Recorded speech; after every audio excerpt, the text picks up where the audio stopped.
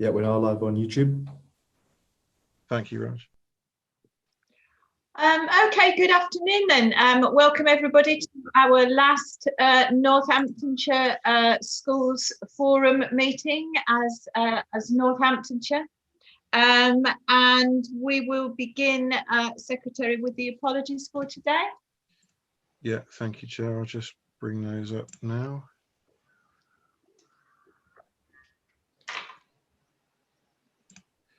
So, Chair, we've had apologies from Councillor Fiona Baker, who's attending another meeting, Siobhan Hearn and Karen Lewis.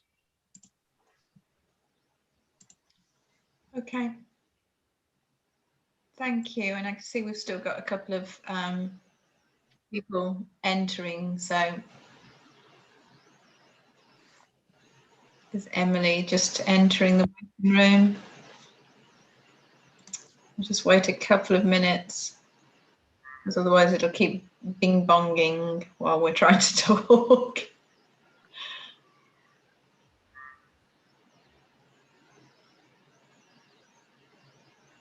Okay. Looks like there's a little bit of a lull there. Any forum membership changes to report?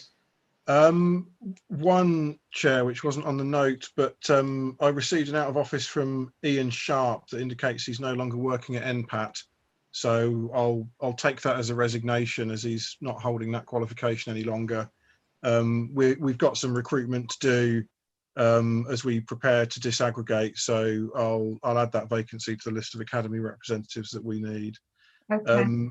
I have been trying to get particularly some PVI representatives in the north, which I've been discussing with colleagues, and also a post-16 provider in the north as well, but nothing so far. I've been in touch with their association, so we'll try and get those progressed as we go.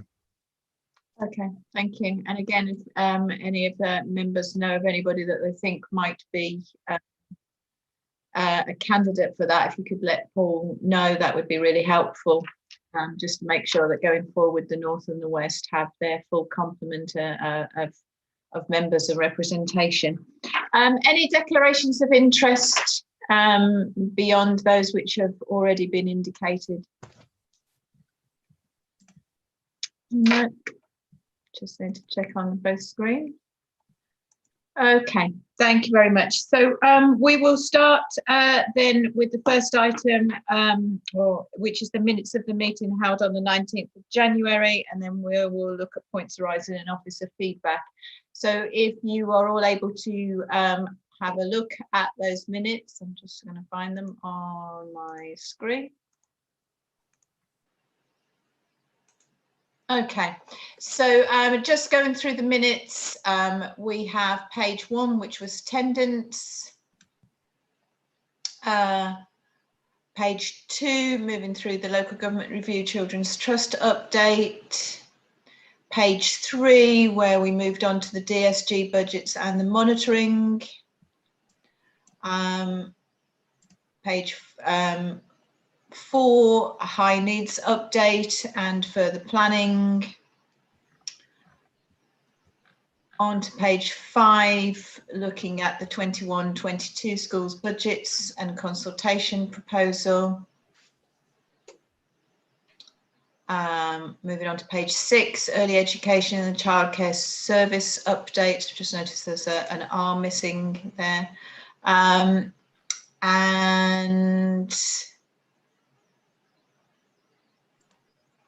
moving on, page 8, finishing off page 7, schools forum plan. Anything anybody has to raise about factual accuracy for the minutes? So I propose, though, that we accept those minutes as true and accurate record of the meeting on the 19th of January. Agreed? Yep, thank you very much. Thank you very much, Secretary. So just looking at that, just moving on to Office of Feedback.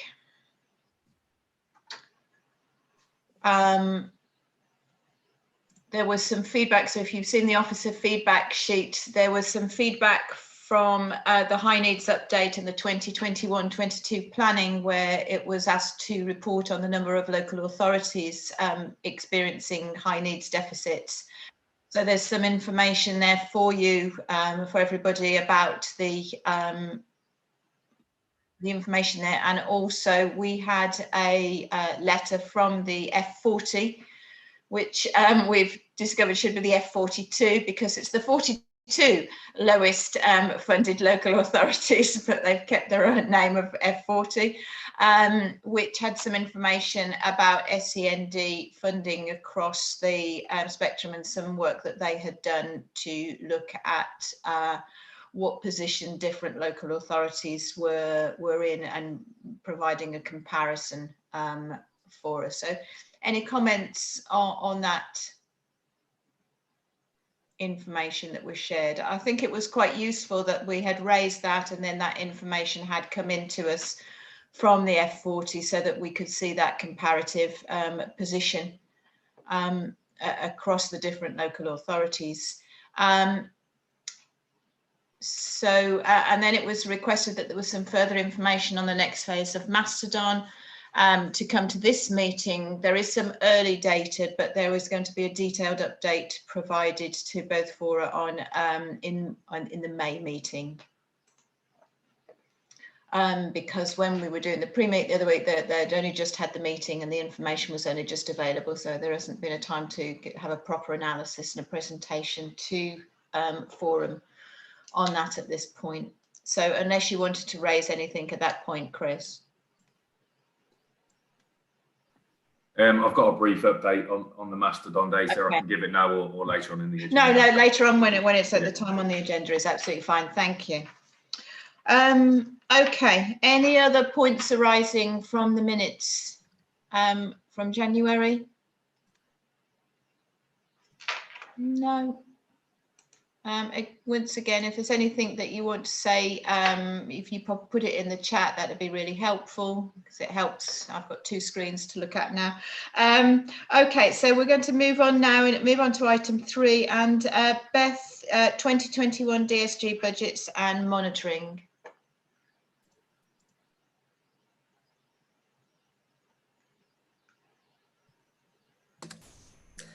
Thank you. Yeah, I'll just share my screen.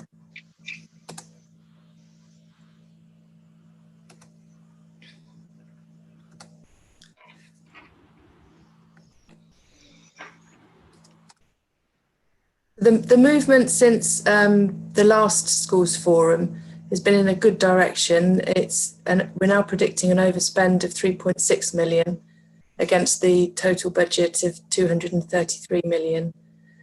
So we're looking at a reduction of 300,000 from the last report, and overall we're looking at a 0.2% reduction. The overall spend is, as we know, largely due to the high needs block pressures of 4 million, and that relates to the increased number of and cost of out-of-county placements, which we're forecasting a 3.7 million overspend at the moment. The increased special school demand would significantly increase the budget for special schools for 2021. So we've only got a 200,000 overspend this year. And we've got increased demand for provision in the mainstream settings of about 1 million. They're partly offset by an underspend in the SEN unit provision of 800,000. So the forecast deficit is 4 million, but the underspend on the school's budget of 3,000 relates to dedelegated funds, which will need to be carried forward, split into North and West in the appropriate proportions based on pupil numbers. So the full forecast deficit on high needs block of 4 million will need to be fully funded. So we're planning on covering that from a 3.7 million planned contribution from the DSG high needs budgets, again split into the North and West on an appropriate basis, and also covering the remainder from the growth fund underspend. The in-year deficits temporarily financed through balances which have been earmarked for carry forward for the maintained schools' own balances, dedelegated funds. the redundancy costs, trade union and school improvement support. And the Waldale PFI reserve gives an overall net DSG surplus, so we don't have to prepare a deficit recovery plan at the moment for the ESFA. So the overall position's looking like this. We have the gross expenditure in the first column with the 647 million total budget. The forecast total spend, which is including the place funding and recruitment, of 643 million. The final outturn variance, 3.6 million. Then we have to add to that the carried forward committed balances, and then we've got the lines showing the planned funding of that deficit. So the overall balance at 31st of 3rd, 21 that we're forecasting is a 1.6 million surplus. I've put the 2 slides in that we had in January for the deficit recovery plans, so I won't go through those again today. It's just for reference, really.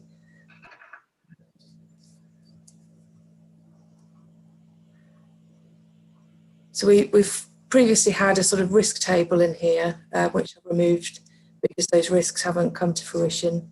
There were risks of costs coming to us from schools that are in deficit, and at the moment that's looking like a very small risk. On the whole, those deficit budgets would carry forward with the school and be dealt with in 21-22. The high needs block, we've talked at length at this in previous meetings. There's no significant update to that. Early years block, you'll have a detailed discussion on the early years budgets for next year from Jess later today. And we're obviously forecasting a nil variance because that's how Jess has worked her payments this year to do with COVID. In summary, the schools block has a small underspend which will need to be ring fenced and carried forward. High needs block, small movement in a positive direction, but still a large overspend, and early years break even.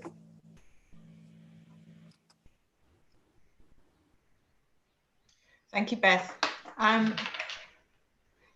Any comments, colleagues, on Beth's presentation? I think it's positive that things have moved in the right direction from the previous, even though the overspend is still considerable. No? Okay, thank you very much, Beth. And that's based upon the end of February data, is that right? Yeah. Month 11. Yep. Yeah. Okay, thank you very much. Okay, so moving on then, we're going to, Kathy and Emily are going to talk to us about the local government reorganisation and the Children's Trust update, and that's just a verbal update. So I don't know whether Kathy or Emily, whoever's going to go first. We haven't rehearsed this, have we, Emily? No, we haven't, no. Tag team. I'm happy to begin and see where we want to go, but obviously the pair of us can ask some questions. Obviously, with regard to the unitary and the moving the future Northants, we're moving very swiftly towards vesting day. We are now counting the days, not the months. There's a lot of work going on in the background to achieve this, to go over the line. I think that's what's interesting, that there has been a slight move to, there is work going on in the background, but there's also a slight move to sort of some excitement in the air, and people feeling really positive that these new councils bring opportunities as we go forward. And I'm sure as the forums progress, we will want to have those discussions as to how we can embrace some of the opportunities or some of the thoughts that you all have about that. In terms of keeping the forums up to date, obviously there was a letter from myself out to head teachers with regard to the provision of services from the education to 2 new councils and 2 new services that were sent out. And I know that you will be receiving very soon, I'm not sure if Sharon can say when, but very soon a letter and a pack that will come to you, and an invite to 3 virtual sessions with myself and the teams. And then what I've also done is I've asked whether the chief execs would be happy to also then participate further down the line, to have a conversation and a meet with head teachers as we go forward. I hope that those then give us an opportunity to begin some of the conversations that I think need to happen and have begun to happen within the forum as we go forward. So that's where we are with vesting day. We will get over the line.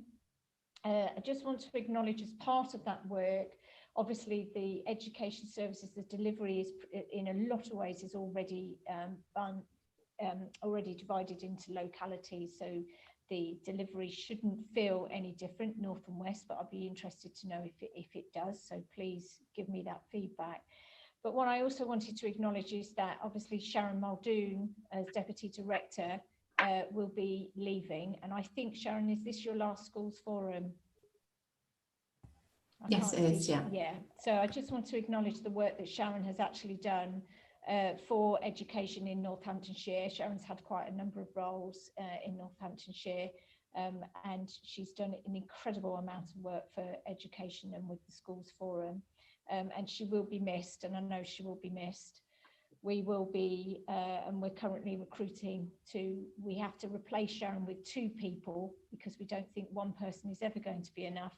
And so we will have 2 assistant directors, one for the West and one for the North, who we will introduce to you all as we go forward. So I'd just like to thank Sharon for her hard work and acknowledge her last schools forum.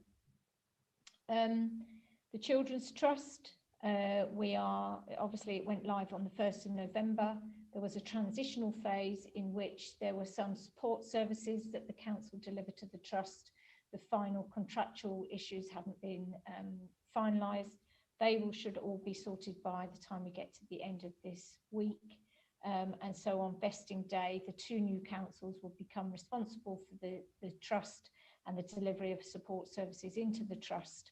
And the trust will then go forward in terms of being managed under the contract arrangements that we have.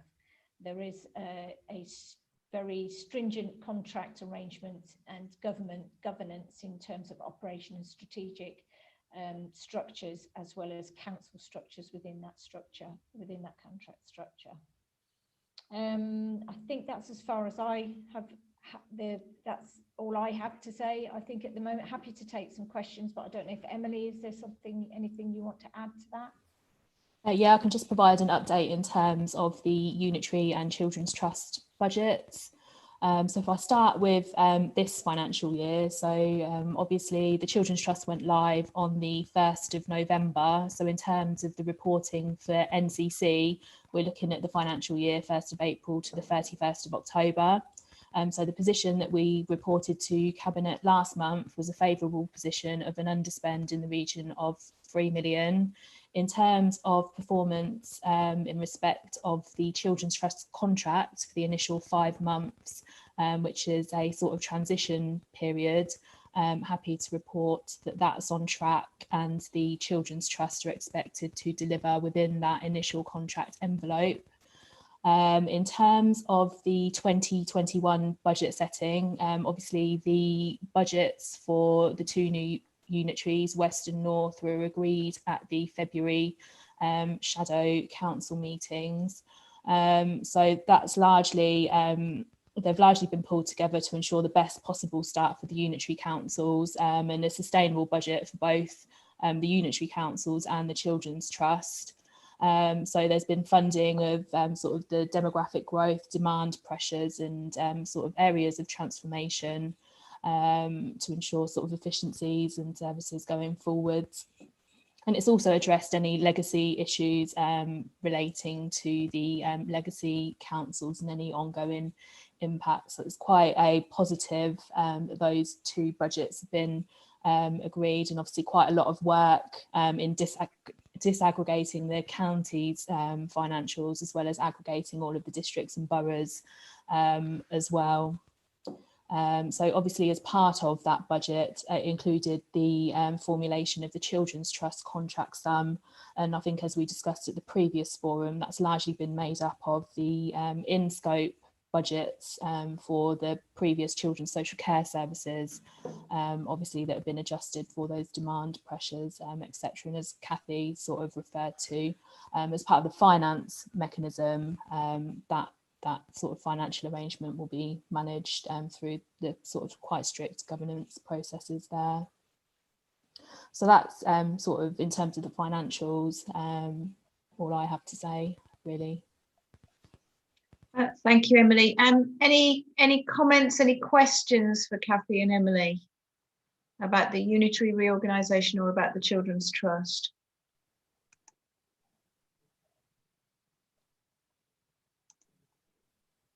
No? Just like to add my thanks to those of Kathy, to Sharon. It's been a real privilege to have had you working with us on forum, Sharon, and good luck wherever you may be doing or going. It's been a real pleasure to work with you, so thank you. Okay, if there is nothing else, we are a little ahead of ourselves, and we are now due to have a break. It probably feels a little bit early in the meeting to have a break. So I'm anticipating we will carry on for a while, and then if it gets a little bit heavy, then we'll have a break. But we may well just continue the meeting and not have a break and finish without having one. I'm sure all of us would appreciate finishing the meeting earlier rather than having a break that we don't really need. So I will move on from that item, and we will go to Jess, who's going to talk to us about early years 2021-22. Excellent, thank you. Yes, could somebody put up the PowerPoint? Is it Paul or Raj? Shall we share the screen? Yeah, just bear with me. You carry on, and I'll sort. Yeah, that's fine. Okay. Well, let's just wait. Well, I start talking, and I'm sure Paul will. Will you pause me if you need a bit more time? Yeah, you're okay. You carry on. Yeah. It's opening. It's just slow. Okay. Well, as you know, I'm Jess Milne, and I'm Strategic Manager for Early Education and Childcare Service. And what I'm going to do today is I'm going to first give you a very short summary. But what I decided to do, not to go through all the slides, because they're for your information, as well as there's two documents, there's two papers, there's one for the North and one for the West. So I hope that you found those and that you have managed to spend some time looking through them. But first, I want to say that both the West and the Northamptonshire councils are committed to supporting and enabling the funded and non-funded early education and childcare sector, and that's to deliver sustainable and high quality provision within the counties. And in terms of how we do that, we obviously get the DSG funding, and we get the DSG funding for only the funded providers. However, we do need to also support the non-funded, and we use the DSG grant to continue doing that. So the proposal that I've got here, oh, excellent, thank you, Paul. Yeah, so the proposal that we've got here in this report is we've said all along that we want to ensure that we're able to fulfil our commitment to passport as much DSG funding to the providers as we can. And that's also, we also need to make sure that we're able to meet our statutory duties as a council. And as you all know, the DFE has got very sort of, oh, I've lost my words. There is a big guidance about how we do that. And that's what the central expenditure, that's what we use the money for. So in terms of the upcoming slides, I will let you just read the remaining on this one, but can I have the next slide, please, Paul?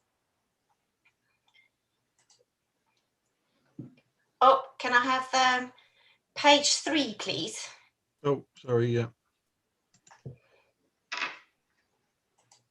Thank you. So as you know, the local authority, as in us, we are required to consult annually with the school forum on the arrangement of the provision in terms of funding. And I've spoken to you guys before quite a few times about the pass-through rate. The maximum, the limit to what we can keep to ourselves in terms of central expenditure is 5%. And in last year, we kept 3.75%, which was a really, really good, I think it was a good achievement. And we had, as you all know, we had a lot of the restructure, and that helped to pay for that, as well as the mitigation payments. Going forward, I'm requesting in this report and in these papers to actually increase that slightly, but I'll go through that in a minute. So what I've done is using the DFE set funding formula calculations, and that's using the 2-year-old base rate, 3 and 4 universal and extended deprivation payments. I got deprivation twice, do apologise, and then short-term premium inclusion funding, which actually is the notional send. And I will go through that in a minute. That is about changes that's coming up, but that is not yet. So next slide, please. So I want to give you a little bit of background in how we've reached our proposal. Me and the finance team and colleagues, we've looked at multiple options and variables. And what we do as a matter every year is that we use projected hours that we are given by the DFE. As you all know, right at the end of December, before we broke up for Christmas, they announced the new rates, as well as in early January, we then got the DFE allocations. And the allocation for the North is just over 22 million. And for the West is just over 25 million.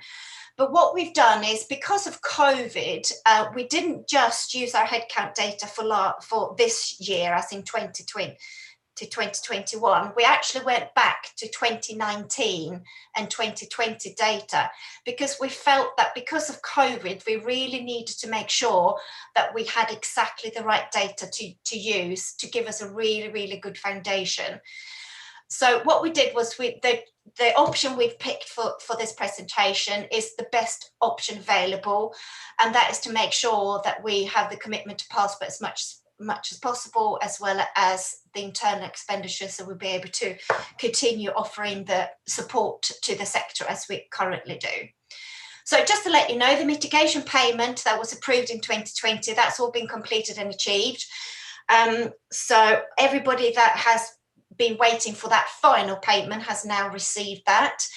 And what I'm also really happy to say, that the autumn funding payments have all gone out, as well as what I previously discussed in January, for the 65%, and I'm glad that had gone out. And I'm also very pleased that we were able to come to a successful conclusion on that, although it's not 100%. As we do appreciate that might have been difficult. However, we wanted to make sure that we came to a nil variance at the end of the year.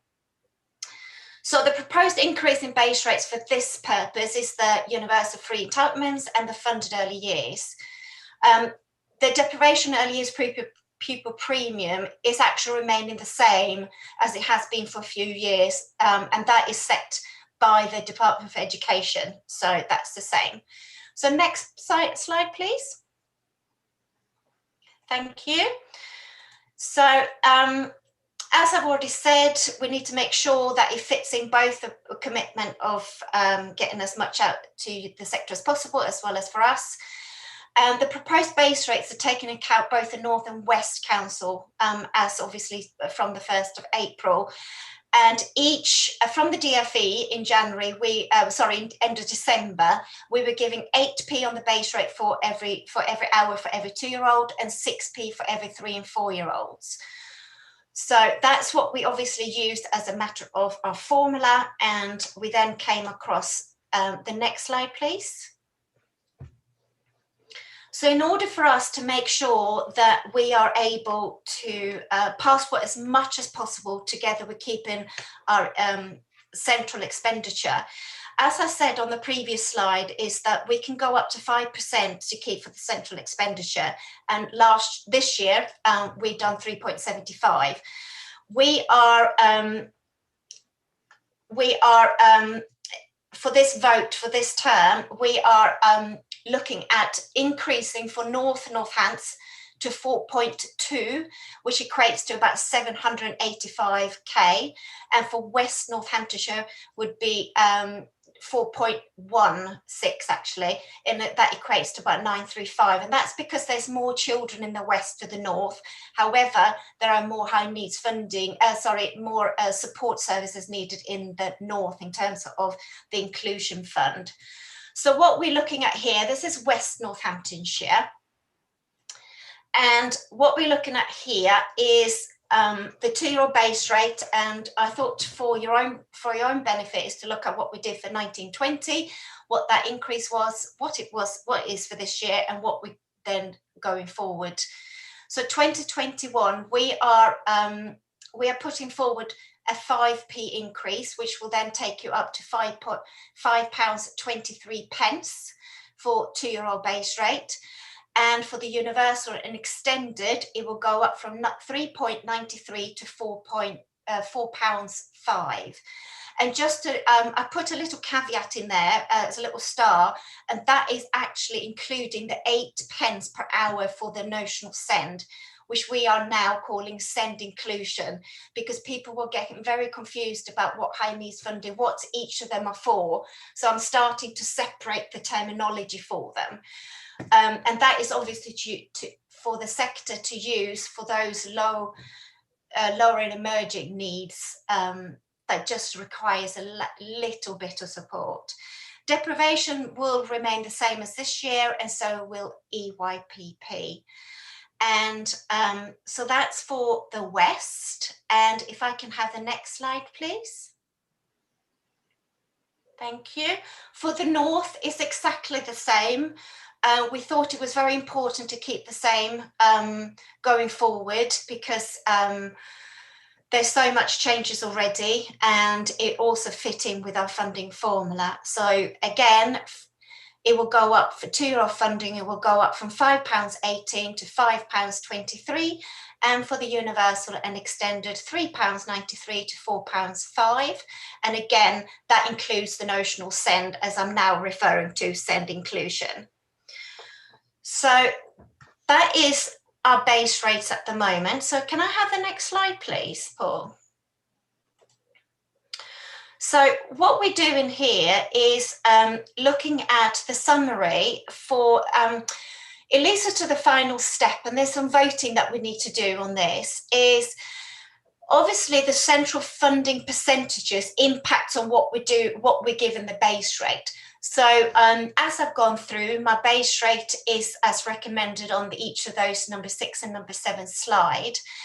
I've also wanted to put to you that the movement of funding into the short-term premium inclusion fund, and don't get hung up on the name, because that is actually the early years inclusion funding. So a little bit, so we have the 8p per hour, but we also, as you all know, and I know Beth is going to talk to you a little bit about transferring from high needs funding.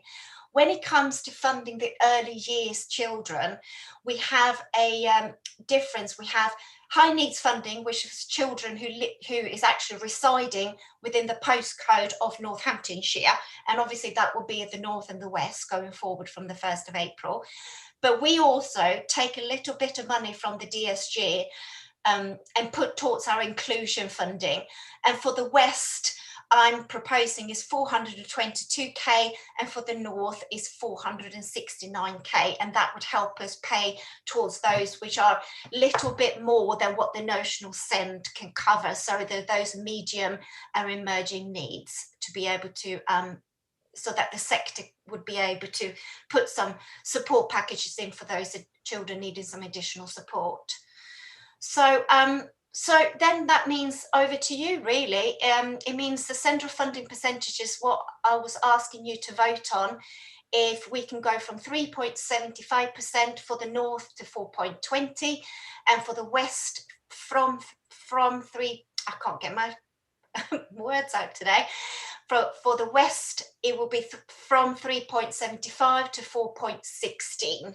And obviously, like I said to you before, the recommended base rate is based on the central expenditure. So, thank you very much, Jeff. Jess, if we could just take the slide down for a minute while we have a discussion and then bring it back up for vote. Yeah. So Sandra has a question about considering increasing the deprivation rate and reminding us of the reason why we reduced it last year. There was a consultation last year, and the options were, if you wanted to, because before the base rate was fairly low, so the consultation came out last year, and it was about let me see, the deprivation rate, it was voted on if you wanted less on the deprivation rate and more on the base rate. So that what came through on the consultation and decided last year. So I've repeated that this year, because obviously if we want to change that, I need to go in and consult with you guys again, because that will obviously affect the base rate. So I wasn't able to just go and change it on my own. It would have to go back to consultation again. Okay, thank you. Sandra, is that okay? Yeah, it just occurs to me that it looks like we've done a great job with EY budgeting, but it's almost like, well, could we offer more then now? Yeah. Because we've put ourselves in such a positive position. Yeah. So it just seems logical to me to ask the question. Yeah, and I think it's something that I know Beth and me and my colleagues have talked about the deprivation at quite a length, actually. So let's get over to the 1st of April, get it all stable, and then we can have a look at it, because obviously I want to come out to you to talk to you more about the high needs funding and the inclusion funding. So I think that fits quite nicely with deprivation as well. So we can do that as a joint. Is that all right? Yeah. Okay. Okay, thank you very much, Jess. Any other comments? Sharon? I just wanted to clarify really that the increase around the central expenditure isn't because that we've increased the team. No, it's purely just about the way that the budget falls between the North and the West. Yeah. So just to, having done the restructuring and the commitment to the sector, for those of you who remember, was that we would keep our costs at a minimum. I just want to reassert and just make sure you're aware that we haven't put people or resources back into that fund. It's just the way that the fund's split across the North and the West. Thank you, Kathy. Yes, thank you. I was meaning to say that. So thank you for reminding me. Okay, thank you, Sharon. Any other comments on that? Because this is something that we have that we are going to vote on. Yeah. So it's important that any discussions are aired right now before we move to that vote. Kevin has the question about, is the increase in the early years percentage within the proposed budget? So I'm assuming that you've set all of that so that it fits within the proposed budget for 2021-22. Yes, if you there's more details in the papers, and that shows you exactly how we come to our conclusion, but that is all included in the funding formula. And as for those of you who know me by now, you know that I'm quite strict with my budget, so we kept every scenario in mind. Thank you. Thanks, Jess. Okay, if there are no further comments, then we do need to vote on this. So we will, if we could bring back up the voting slide, Secretary, if you don't mind, so everyone can be clear. Chair, you've just got a question from Angela, I think. Oh, sorry. What was that? Oh, Angela, sorry, that's just appeared in my screen, sorry. So Angela says it would be really helpful to have a breakdown of the centrally retrained funding and then to see how that fits across the North and West from Lindsay. We can do that, that's fine. Yeah, I think, Sharon, I was typing at the same time as you were talking, just to say, before, when we've come into some of those challenging conversations about the sector don't know what the money's been spent on. You were saying, you know, you haven't increased your team, but just, I think when you did the things of, you know, this, we cover this cost, we cover that cost, and then you can see it just makes more sense, really. So I think that would be helpful, especially as we're starting, you know, as new unitary authorities and things. So it would just be, I think, beneficial. Absolutely, yeah, absolutely, Angela. I will make sure that I'll share that with all of you.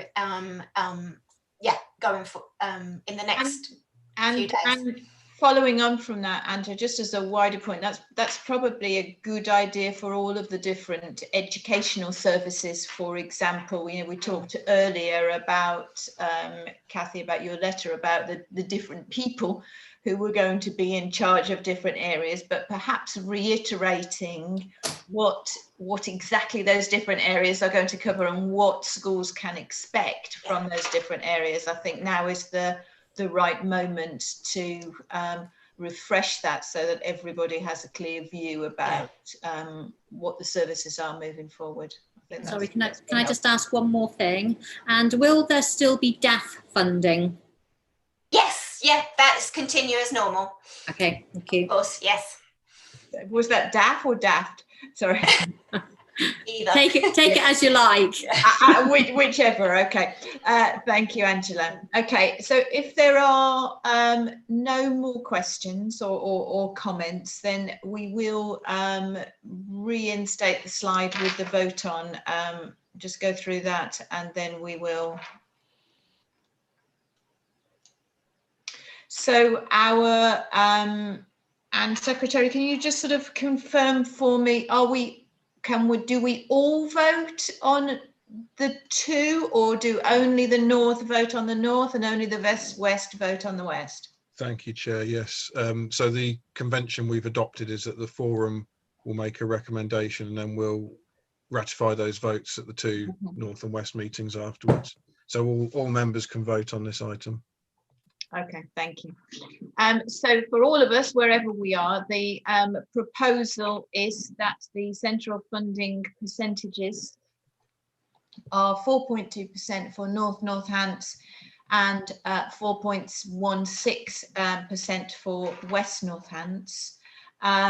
So given that we've had our discussion, and I think that Jess's explanation and Sharon's addition there have helped us to understand that a little more, along with further clarification that we'll receive about what we're all going to get for that. I would propose that we would go with those percentages. So can I have a vote for all those in favour of those two percentages, 4.2 and 4.16? If members could show their hands, please. 1, 2,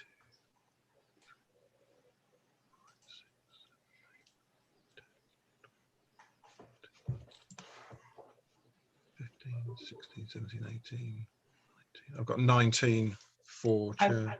Okay, thank you. All those against?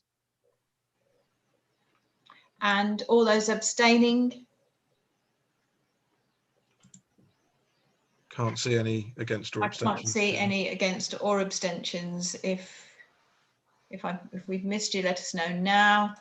But I would take that as agreed.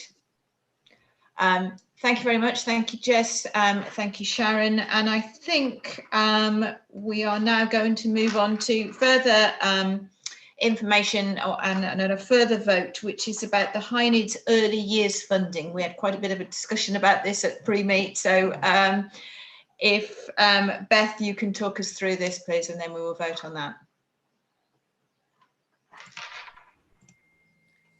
Yeah, thank you. I'll share my screen if that's okay, Paul. Yep, no problem.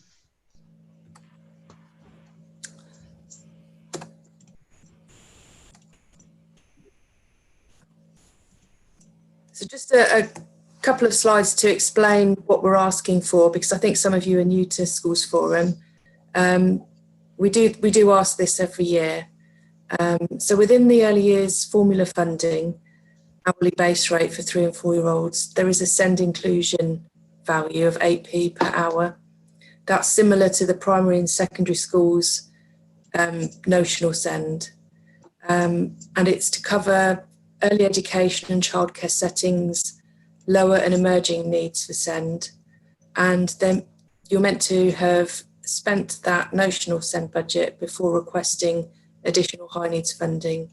or short-term premium inclusion funding. So each defined funding area for children with additional needs is based on set criteria. I'm obviously finance, I don't have a lot of detail, but I'm sure Jess could answer questions for that if you wanted to know more detail. There's a little bit of information there from Jess about how it relates to children residing within our county.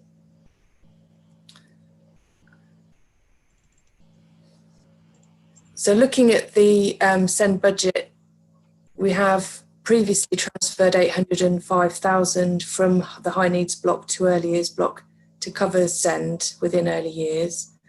The table summarises the budget requirement of the service for 21-22, and that's a reduced high needs block transfer. You might remember in December we talked about realigning some of the historical pensions costs that were charged to early years. So by removing those and putting those in the central block, which is a more correct place for them to be covered from, because we had a kind of a circular movement of funding to cover those historical teachers' pensions. We've actually managed to keep the amount of funding the same for the SEND inclusion block, but reducing the contribution from the high needs block. So it's gone from, as a total pot, 805,000 move down to a £569,000 move. And you can see the split there between the North and the West that was agreed in the January Schools Forum meeting.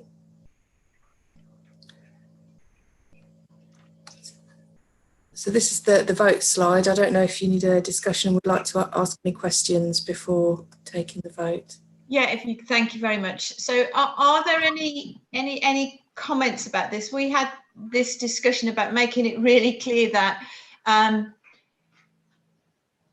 there's just a different system for funding high needs for early years than there is for mainstream schools. So mainstream schools request high needs funding from the high needs funding block, whereas early years it is passported to early years and people request the funding from early years.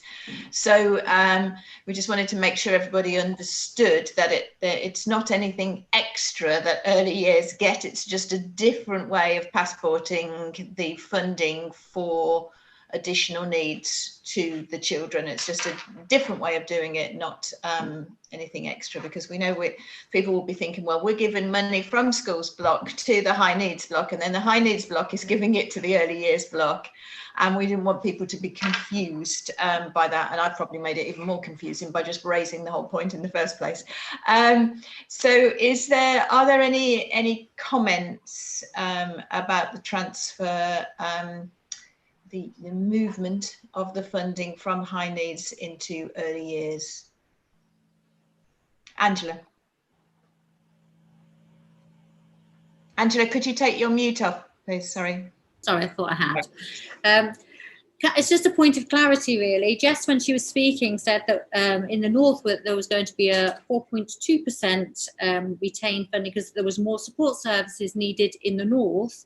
And then when we're looking at the vote, and Jess did start to say high needs and then change it to support. But then they're saying that in the high needs block, there'll be less money transferred to the North than the West. I take it that's based on numbers of children, but I just wanted clarity around that, please. Yeah. Would you like me to answer that, Jo? Yes, please, Jess. Yeah, Angela, what I've done is we've gone through all the data for both the high needs. Remember in the consultation we asked about the different tiers.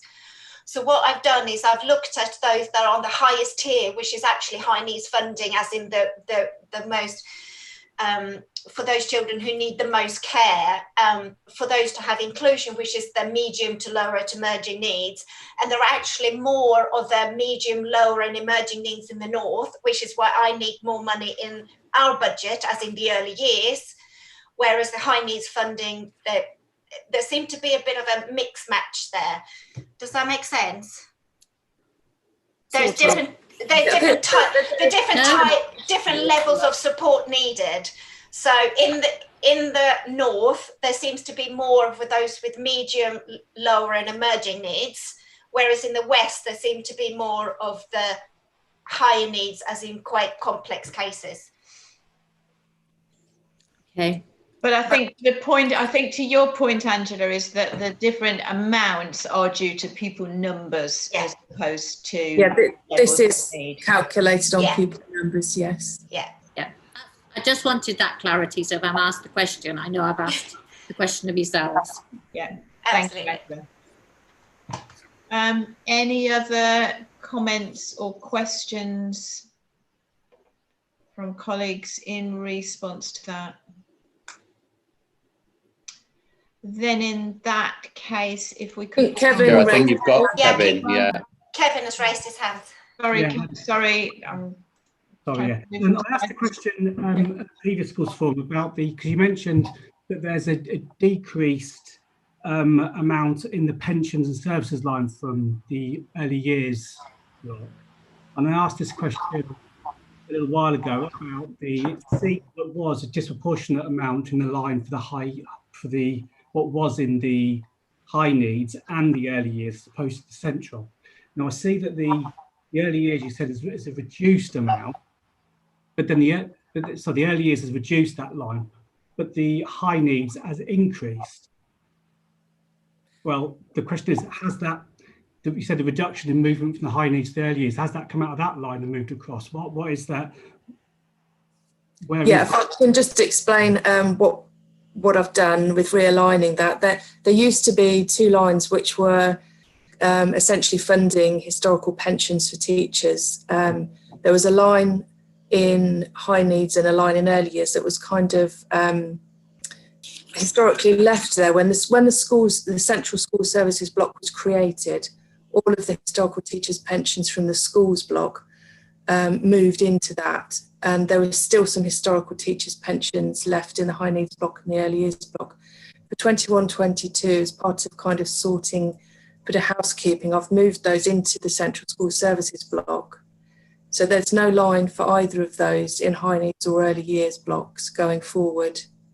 Well, there is in this, sorry, it could be me misreading, because there's a pension and other services line that's obviously decreased in the early years, because you said that was to come out there, but it's increased in the high needs. It's exactly the same in the central block, in the schools block. Which document are you looking at the moment? Monitoring that you circulated. Oh, it's in for 2021, but it's removed for setting the budget for 21-22. Okay, thank you. Sorry, Michael, thank you. No, that's a really good point. Thank you very much, Kevin. Okay. Any other hands or comments? If not, then Beth, would you mind putting back up the slide so that we can review the wording for the vote?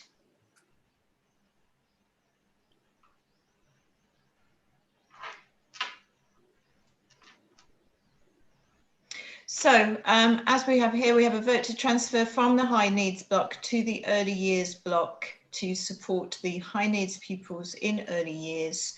And the proposal is North Northants £271,000 and West Northants £298,000. All those in favour, please indicate yes. Sorry, could we just stop screen sharing so I can? Yeah. It's harder to see everybody otherwise. Thank you. We're in one long little strip down the side. So all those in favour, please indicate.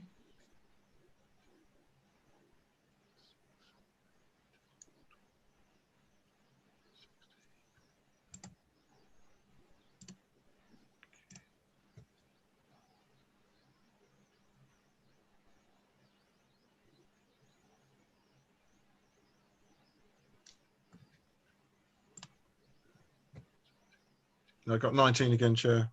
Okay, all those against? And all those abstaining? Make it that there were no abstentions and no against. Yep. Thank you very much, everybody. Thank you. We are now going to continue with early years, and Sharon, you're going to talk to us about the maintained nursery school funding.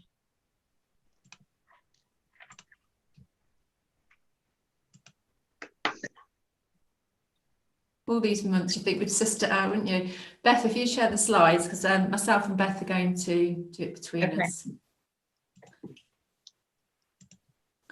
Okay, so on slide 2. So the purpose of today's presentation is just to give an overview as to the position around our 9 maintained nursery schools. Colleagues, particularly those in the sector, but also on the forum, will be aware that we've got an historic arrangement around funding maintained nursery schools, and they are unique in their role in Northamptonshire. But what we're about to present today is a picture of the pressure that these 9 settings face, the financial pressure that they face due to the changing in the funding platform for these organisations. One of the things that this slide does really is, just for those that don't know, and I know that many of you do, is just to remind you that our maintained nursery schools carry additional costs that other settings, PVI, etc., wouldn't ordinarily see. So the first slide just talks about the kind of additional requirements of our maintained nursery schools. That means that their operating cost platform is greater than that of other providers in the sector. I won't go through every line, but it's there for your information. So the headline is that all of these settings face financial pressures, and Beth is going to take you through that. We have been working with the maintained nursery settings over the COVID period to understand their recent history and future forecast around the financial deficit. So because of the current costing structure, what we're about to present is a series of slides that show a deficit position for a number of the settings, but also future forecasts that are of concern. What we wanted to do, and I first of all should acknowledge and thank the maintained nursery schools who have absolutely entered into this. So 8 of these settings have responded with the diagnostic tool. I believe the 9th is working on it currently.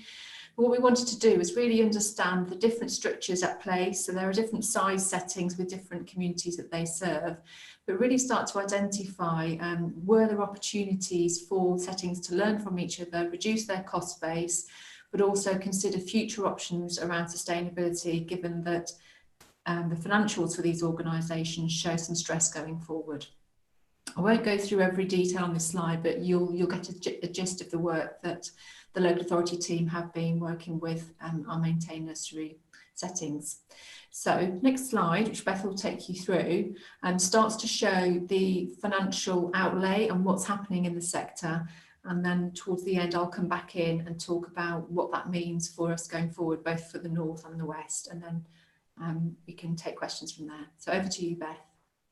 Thanks, Sharon. I've started in 2017-18 in the first column there, because that's the first year that we saw the early years single funding formula really become national and change from the original basis. And at that point in time, we had 1 maintained nursery in deficit, and it was a fairly small percentage of their overall budget, and we didn't sort of see a significant problem with recovering that.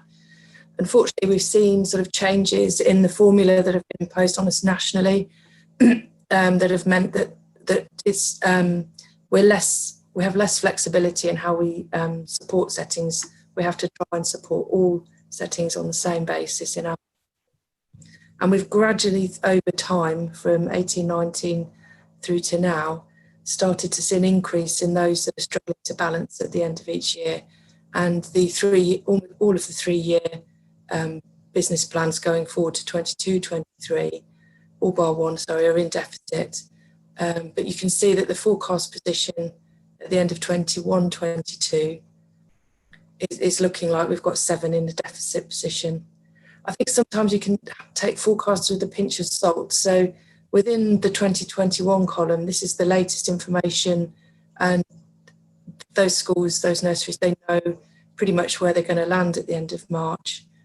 So you can see that although we've only got 2 facing a deficit, I've put a note down at the bottom saying that 3 of those are really sort of a break-even position. One's at 1,000, as you can see from the range of reserves row at the bottom, and they're within 10k of break-even. So it doesn't take much to happen in a school for it to swing into a deficit position from that. The next slide is, I've split it by North and by West because that's how we'll have to think going forward. And I've also put it as a combined total along the top. So the total carry forward, which is the carry forward including any reserves, is shown in the green for both North and West combined going along. And we're moving from a very large, healthy set of reserves through to an almost zero, sort of a break-even point this year. And a large number are balancing this year by using reserves, and those reserves disappear next year. So I've also presented it as a percentage of their total budgets, so you get a feel for the sort of the level of the problem and how quickly that could be recovered from restructuring, if that's allowed with ratios.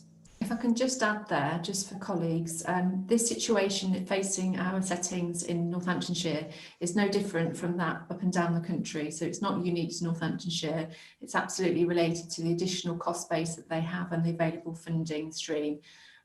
So just to reassure if there was any questions about, is this unique to Northamptonshire? No, it's absolutely not.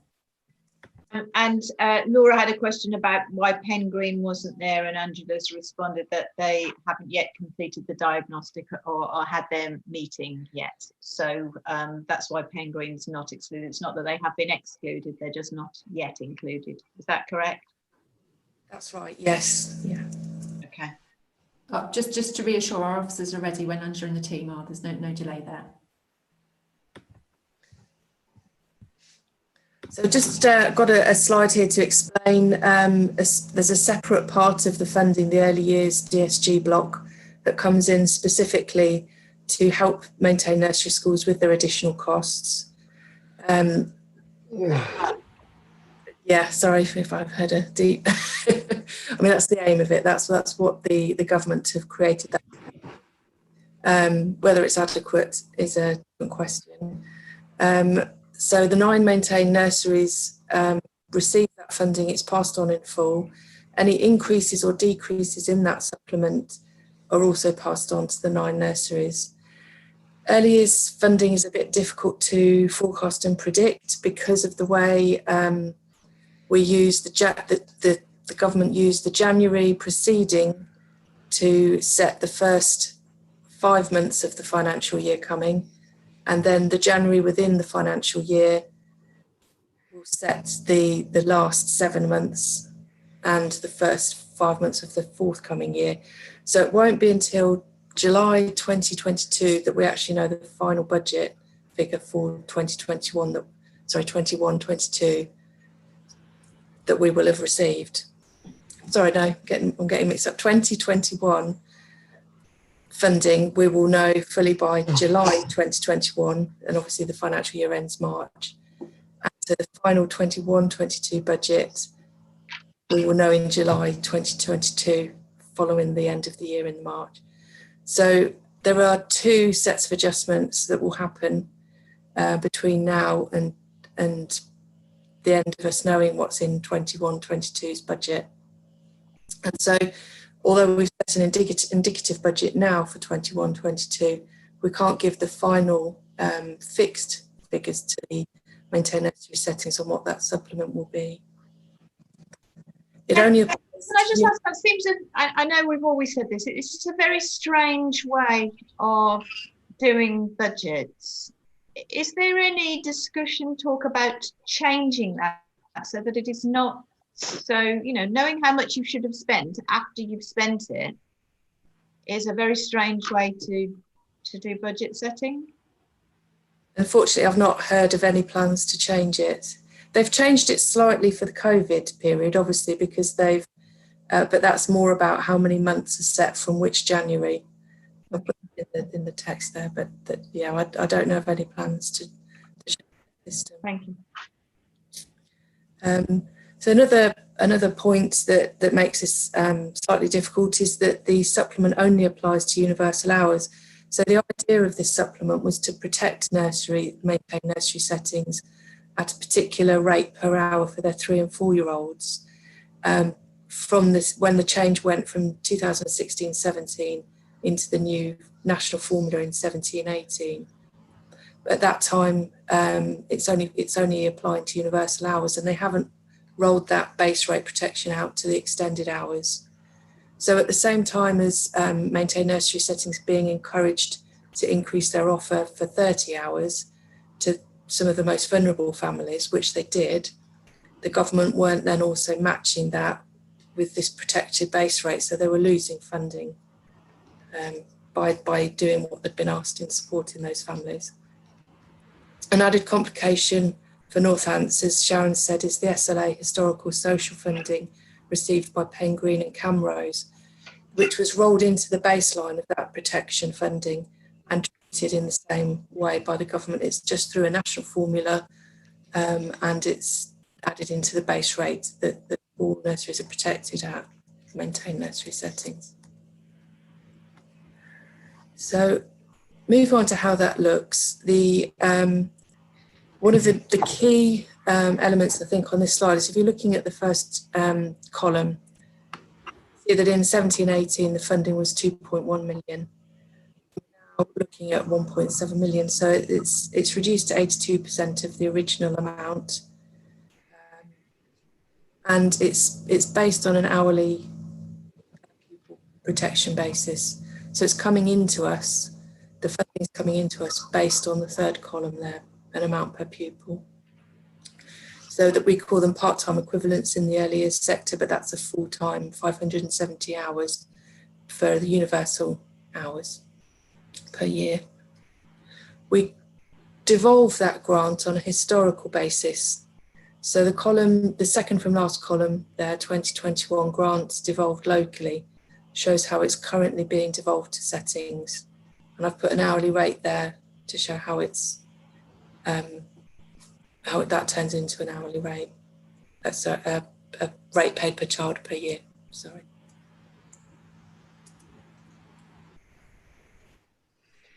Splitting out how this has changed in terms of looking at the SLA funding, as we'll call it, the sort of historical social funding that Pen Green and Camrose receive. That's shown separately in this slide.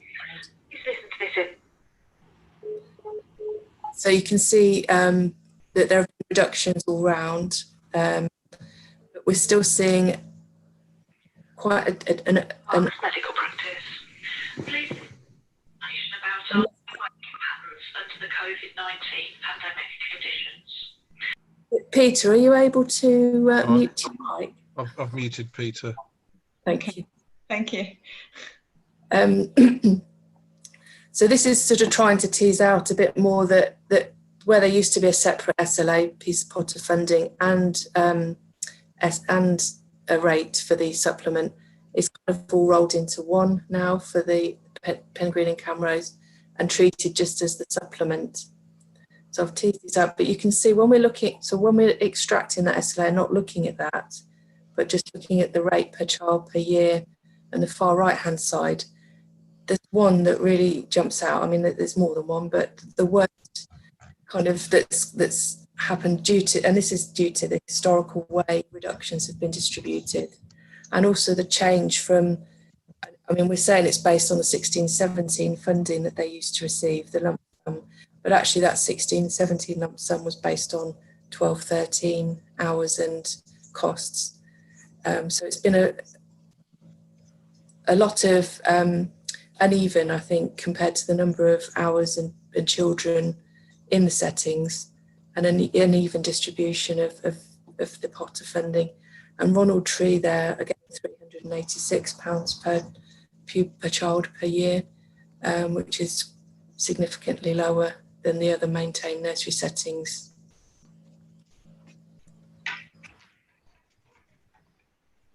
I think just passing you over, Sharon. Okay, thanks, Beth. So I think you can all see from the slides that we've presented, and what we're presenting is a historical situation in terms of the funding platform and the background of the funding platform. But through the work that we've done with Beth and the team and the maintained nursery schools, you can see that there's a disparity in how the funding is received across the 9 organisations, and that's sort of the slides that Beth's shown itself. So immediately, as we're moving through this piece of work, we want to protect the sector as much as we can for the time being, complete the diagnostic piece of work, so waiting on Pen Green's submission, which will be the final piece in the jigsaw. and then look to the future really in terms of how do we passport the money that comes into the local authorities, because it splits north and west. Equally, some of the maintained nursery schools are themselves looking at federated models which might support them in terms of reducing their operating costs, their cost base, shared activity, etc. So one of the recommendations we make in the first instance while that piece of work completes is that we balance some of the issues that we have in the funding and make a recommendation to support Pen Green by putting some money over, support Ronald Tree by taking some money from the Pen Green amount over to Ronald Tree, and the slide here referenced that 15,000, to create some support for that one organisation that's finding the pressure, but also to complete the diagnostic piece of work that we need to go through to really understand the different profiles of the organisation. However, what I'm suggesting here, and I know I want to pick up on Lindsay's point, there has been conversations. So as Jess has presented earlier, we don't have a surplus situation in the early years funding stream where we could allocate more money to maintain nursery schools. And to do so would affect obviously the other providers in the sector. To be fair to the maintained nursery schools, they had asked the local authority, and I think as Lindsay refers to, some local authorities do from their base budget support the early years sector, but all of us that know of Northamptonshire's background know that that money hasn't been available due to the pressures that the County Council has faced over that period of time. So what we're suggesting is, in the first instance, that we support Ronald Trees and increase the supplement by 15,000 to create support for them and to bring into harmony their rate per child, as Beth has shown, but also that we complete a full review once the diagnostics have taken place to look at how we actually distribute the maintained nursery sector supplement in the New North and the New West local authorities. Okay, and that's that slide, and we have one more. So this is just to show how that would look for 21-22 as compared to the current 2021 distribution. So the last two columns are what we've proposed that we will pay until July, when we find out if there's an increase or decrease. So July 2021, we'll passport any increase or decrease on based on the census numbers from January 21. And then again, do the same in 2022. But this is what we'll start with for the indicative budgets.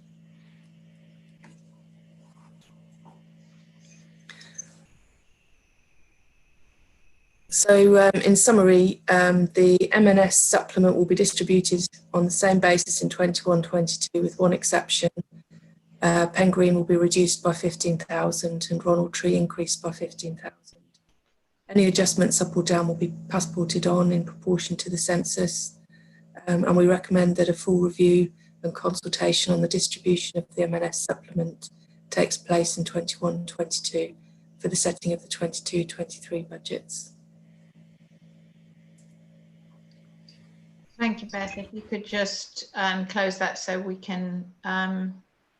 Okay, so any comments, questions, colleagues, in relation to the presentation? There's no vote on this, so this is not for us to be making any decisions about. That was just a presentation there from colleagues. So anything that you would want to add or question? Going to say, it's just, yeah, thank you, and it's positive to hear that it's been considered in the way that it's proportioned out across the 9 nursery schools. I think obviously you can see the situation, the financial situation that we're in, so I think that's a positive move for the next financial year.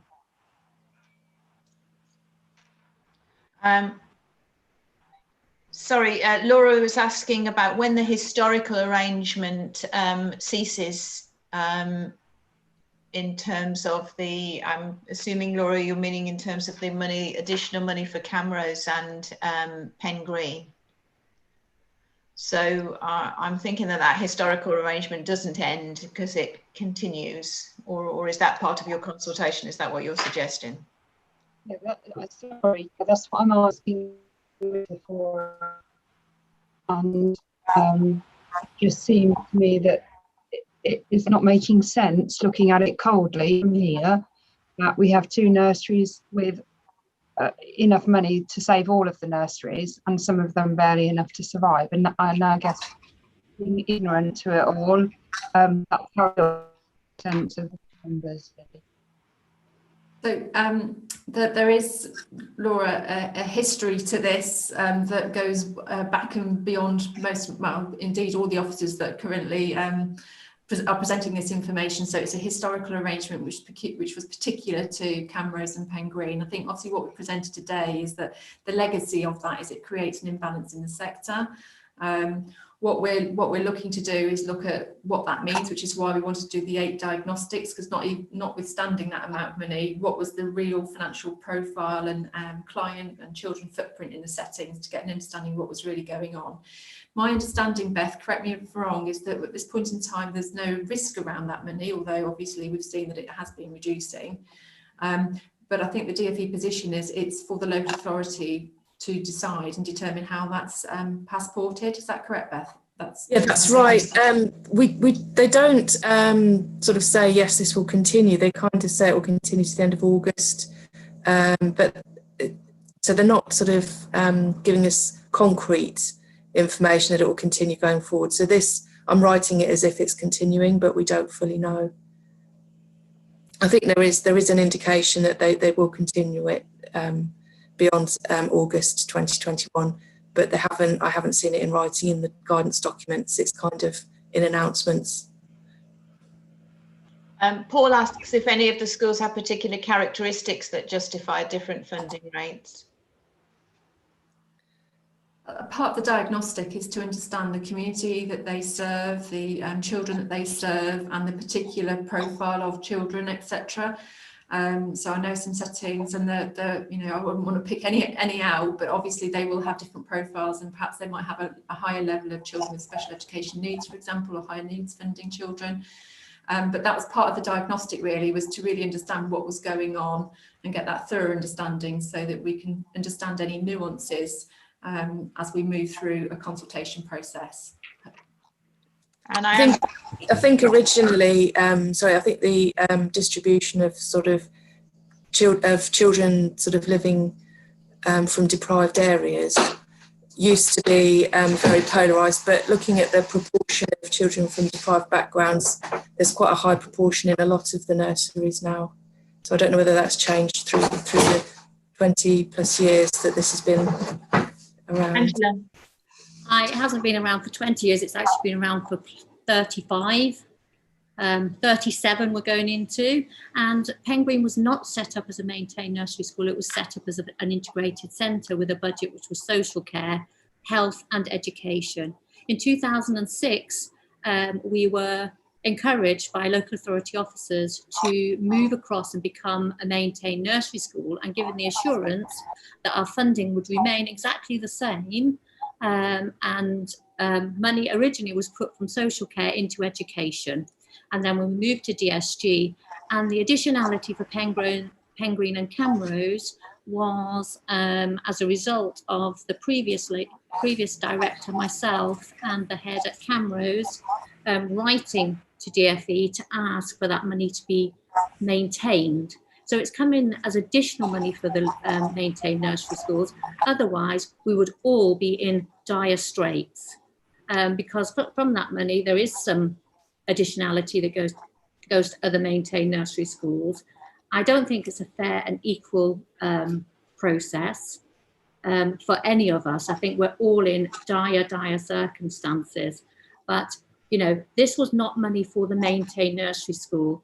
Yes, it's been ring-fenced and done in that way, but it was ring-fenced to keep Camrose and Pengreen funded at the same rate as they were funded in 2016-17. I've done the piece of work. You have the paperwork yourselves. You know how that money came into the authority. So, and I actually feel a bit irritated that there wasn't even a courtesy call to say to me that 15,000 was going to be taken away. Beth, do you want to pick that up? Yeah, I emailed you last week. It's been quite a sort of fast-moving piece of work.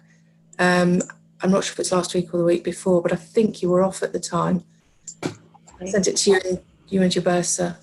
I I think that there is, this is obviously something that I think it's only me and Pat, as I look around the faces here, that have been here long enough to have seen a lot of this, and obviously as well as Angela, a lot of this go through in terms of the funding proposals and where all the money has come from in terms of cameras and Pen Green. And it is a long running story, but you know, just to follow up on Angela's point, it's not that all of that money was there because cameras and Pen Green were maintained nursery schools. They bring with them funding from when they were something else beforehand, and that's what's put the money into that part.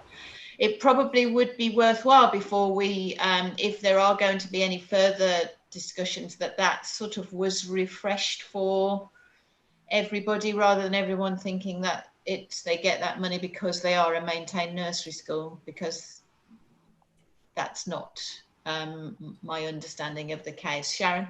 Yeah, and that's what we're trying to unpick. So we're still obviously waiting to work with Andrew and the team when they're ready to engage that piece of work and create the position and the platform that we have and the nuances around it. I suppose what the presentation is doing is showing that across the sector there is extreme pressure for these 9 settings, that the money coming in is reducing and the pressure is increasing. The sector are working together to look at how they might support each other, but there still might be some hard realities of what like this might mean for their future funding platform. And it was to really position it so that the 2 new unitaries, North and West, understand that, and that we go through that work in good time now from April the 1st, so that we can get to a position with all the clarity, with the engagement that we need, and a position which will obviously include some aspect of lobbying if that's required, you know, for individual communities and settings, etc.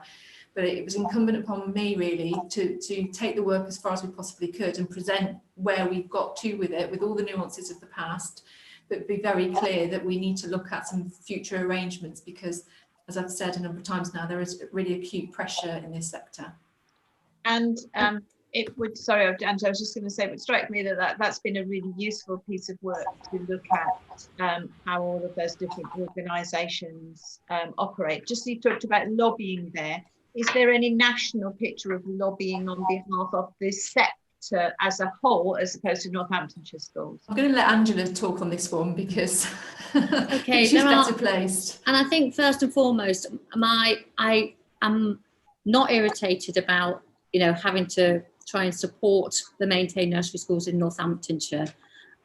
My concern is that money was a ring-fenced piece of money that we have until August, so it could be a small finger in the dike, because if it goes or they change something completely, you know, that money can be pulled from any of us, all of us, in time. I think there is a much bigger solution, a much bigger piece of work to reach a solution is needed for the maintained nursery schools, and you know, it was stark to see what is being shown in the diagnostic, and I think, like you say, it just shows you how much the maintained nursery schools have been reducing over time. So yes, there is a national lobby. There is the all-party parliamentary group for maintained nursery schools. They're very active. Lindsay's put into the chat. She's been able to speak to some of the other local authorities. I know Lindsay's worked quite closely with Birmingham when we've been looking at other ways for surviving in the longer term. But I think there has been, you know, I certainly have contacted you, Beth, to try and go to the ESFA to be, you know, really trying to push. And I think we need to be much more proactive as a local authority and have a presence in the APPG and be lobbying the MPs if we're going to actually make a difference to the children and families that we're working with and look at some funding. I think it's not a criticism of Northamptonshire, it's a criticism of a whole national picture about where maintained nursery schools fit. And it's almost been anything, you know, we can't do any work because it's Brexit, we can't do any work because it's COVID, we can't do any work. You know, this is 5 years, and for 5 years, some of the maintained nursery schools in Northamptonshire have been on that cliff edge. Angela, it just struck me looking at that information you're talking about whether that presentation, I think you're quite right, that is quite stark, about whether some of the information from that presentation could be shared with our local MPs Yeah. So that, you know, because when you look at it, you can't get away from that picture there, can you, about the trajectory, and the trajectory is getting very close to unsustainable. And I just wondered whether there's a potential for sharing that with some of our MPs, just to really bring that to their attention. And I think what it's not matched against is the rising costs, our environmental costs, fuel costs, all those staff costs, all of those things. And you've just seen it go like this, and the other costs, accelerate. So it is a really, really challenging time. Angela, I'm sure you'd agree that we have shared quite a lot of information already with our local MPs. I do agree we need to continue that, but they have all of the demographics, characteristics, data, financial situation. We've been doing that for quite a few years now, haven't we? Absolutely. And I don't think, because it's almost as the nursery schools, you're going with your begging bowl and pleading, and you know how frustrated I got having to argue for the DSG money every year, make a strong case. So it's, how do we do that? And, how do forum really, or the two shadow forums really work to say that the maintained nursery schools are the jewel in the crown, or make that difference? And I don't mean that, against our PVI colleagues. I think you're doing fabulous work too. But in terms of the statutory obligations that we have, the funding isn't there for it. And it's great to see today that we're going to get some more money in the base rate, but there are things being stripped away to be able to do that. And that, Sharon, you've said it time and time again, you've only got the envelope that you can work within. I get that. So we have to go back to government. Thank you. Any other comments, colleagues, by Pat? Okay. So just one thing, if I may. I was just going to ask about, I think it was mentioned in the presentation about the potential of federations, because presumably that is a way of ensuring or mitigating the need to have a head teacher, because presumably there, if there's a federation, you can have a single head teacher across a couple of maintained nursery schools, and similarly with a Senko. Is that right? Is that the thinking behind the federated model? You want me Lindsay, to respond? Yeah, go Lindsay. So Croyland Nursery School and Highfield Nursery School in Wellingborough federated in 2015, and I've worked across the two. And then in February of this year, we formed a new federation, Foundations for Children, which includes Parklands Nursery School in Northampton. So we're a federation of 3 nursery schools, and we're currently exploring further options with the other nursery schools in Northamptonshire. Thank you. Rob's just asking about the time frame for completing the diagnostic with Pen Green and then the full review. So what kind of time frame are we looking at there, Sharon? It was my hope that we'd get it done before I leave. So I've just got to link with Angela and the team to get that final piece of the jigsaw. I think just to build on James's point and in support of Lindsay and Angela and the others, is even with the federated model, there's still the pressure in the sector. So it's absolutely a solution, but it's not the total solution. Okay. And Carrie was making a point about contract savings, etc. Just by size of organisation, etc., and specialist staff. Yeah, we've been working on that over the last 3 years. Yeah. Okay. Thank you very much, everybody. If there are no further comments on that, we will move on to just an update on 21-22 DSG budgets. Beth. Thanks. Yeah, I don't have a presentation for this. I was just going to give a verbal update on where we are with the disaggregation of the budgets.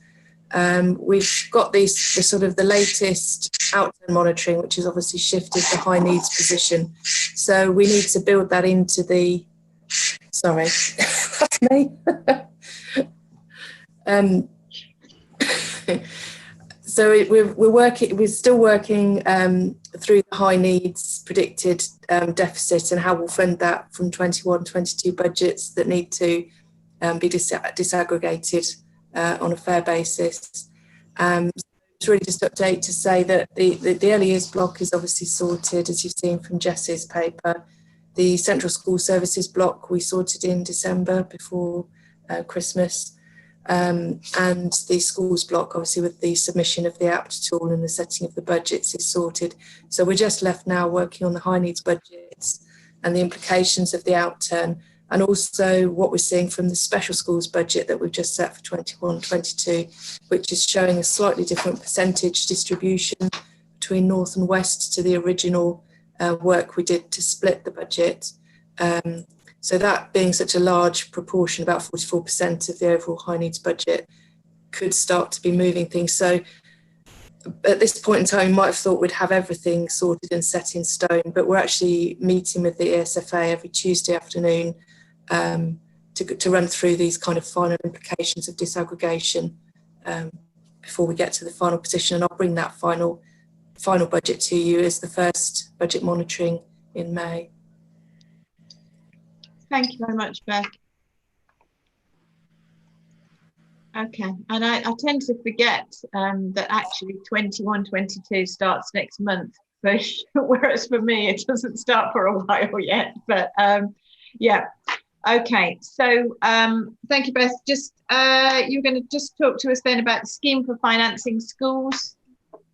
Yeah, I do have a couple of slides for you, which I'll go through very quickly.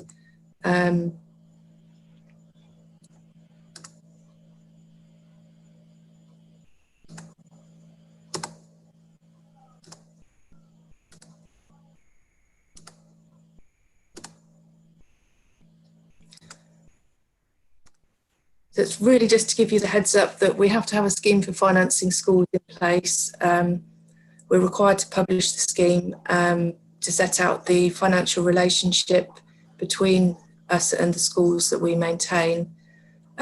So we have to go out to full consultation with that.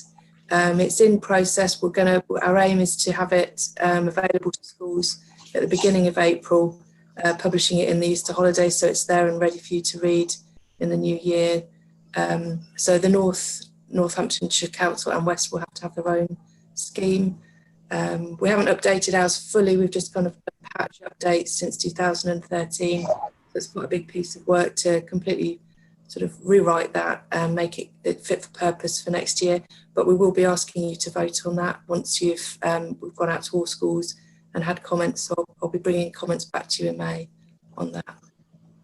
So we have the consultation plans to update the website, ask for your maintained schools views, and then ask for formal adoption on the 25th and 27th of May.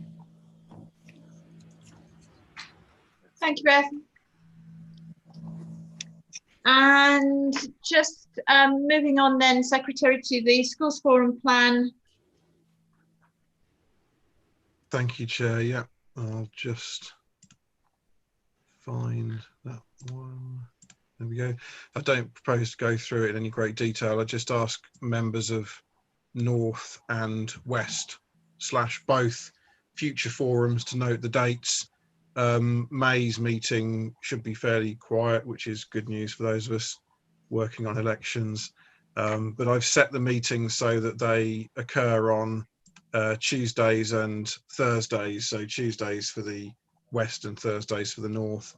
Beth and I will be sitting down with colleagues in the North in order to manage that disaggregation process as smoothly as possible. But it makes sense to tie the dates up together because certain dates, such as those particularly in January, are focused around deadlines in terms of informing the DFE about certain things. Don't have anything else to add on that one, Chair.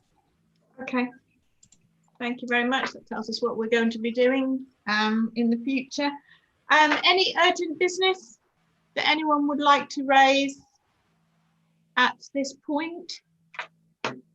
No. So other than that, this is the last meeting of Northamptonshire Schools Forum as is. Before we disaggregate ourselves into West and North, I'd like to say thank you to everybody who's been a member of Forum over the years. I'm just realising, I think Ron and I came onto Forum at the same time as well, all those years ago. Just thank you everybody for just jump in and say thank you very much, Jo, because I think this is your last schools forum as chair, isn't it? So thank you very much for, how many years now have you been the chair? A few. Thank you very much. We really appreciate your input. Thank you. And thank you to all of you. I will see you, those of you who are going to be in the north. Thank you. And what time will we be starting the next meeting, Secretary, just for those of us who are... I think if it's all right with members, we'll start straight away because we just need to recap those votes. So okay, so which one are we doing first? I've got West first this time, just for a bit of variety. Okay. Yeah. So if you're on the north or you're not on either, goodbye to you all, and thank you very much. Thank you very much, Sharon, and we will see you anon, maybe in person at some point. Thank you, Jo. Thank you. Bye. Bye. Thank you. Thank Okay, you. so any members of the shadow forums, please stay on the call. As I said, we'll do the West one first. So over to Peter French to just run through the agenda. It is literally just the minutes of the last meeting and then to recap those votes. Yep, thank you. I can do that, I think. Do we have to take apologies or do we just assume they're the same? I'll carry those forward. Thank you. Are we all happy to approve the minutes of the meeting on the 19th of January? I can see. I take silence for assent, so we've approved them. We just need to ratify those votes then. So are we happy to ratify the votes for the, oh, here we are, for the early years high needs funding transfer? Oh, it's the funding percentage first, isn't it? Yeah. Formula 4.16%. Everybody happy with that? Yep. Good. Thank you, Chair. Anybody not happy? No. Good. There we are. We've all approved that then. Are you supposed to count the votes? Sorry. No, it's fine, Chair. I've recorded that. There were no votes against or abstentions. All right. Good. So let's look at the early years high needs funding block, the transfer, which it's not on my screen anymore, but I can't. It was a figure of some million. So are we happy with that? Oh, here we are. Yeah, 298 million, or 298,000, not million, thousand. That'll do. Shame it's not million, isn't it? £298,000. Are we happy with that? Lovely. Excellent. Thank you very much. There's no other urgent business that I'm aware of, and the dates for the future meetings are there. So thank you very much for your attendance at what is probably the shortest ever meeting I've chaired. So even better than that. Well chaired, Peter. Many thanks. Okay. So moving on to the Northampton, James, let's see if you can. I didn't time Peter, I should have done, but let's. Perfect. I like a challenge, Peter. We're going to go for a record-breaking win. So yeah, we do have the minutes there from the 19th, which were posted on there. Does anybody have any points they'd like to raise regarding the minutes? So we'll take those as a true and accurate record. And again, just to ratify the votes that we've made at the forum. So first of all, the vote on the central funding percentages, which is, I think, I can see it there, 4.2% for central services in early years. So all those in favour, please raise your hand.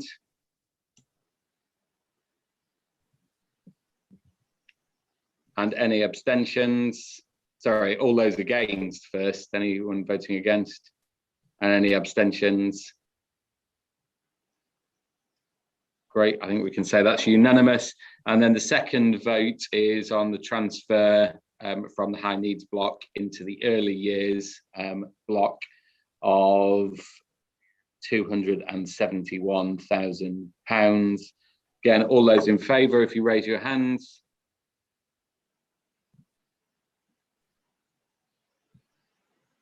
Thank you. Anyone voting against? And any abstentions? Perfect. Unanimous as well. And our next meeting is we're going to meet on Thursday. So I think it's Thursday, the 27th of May, if that's right. And I think it remains, I think, is it Raj that's going to be our secretary? Is that confirmed, or is that uncertain? I'm sure Raj will be involved in some capacity. I'm not sure exactly who'll take on the formal role of secretary, but I'm in conversations with colleagues in the north about that at the moment.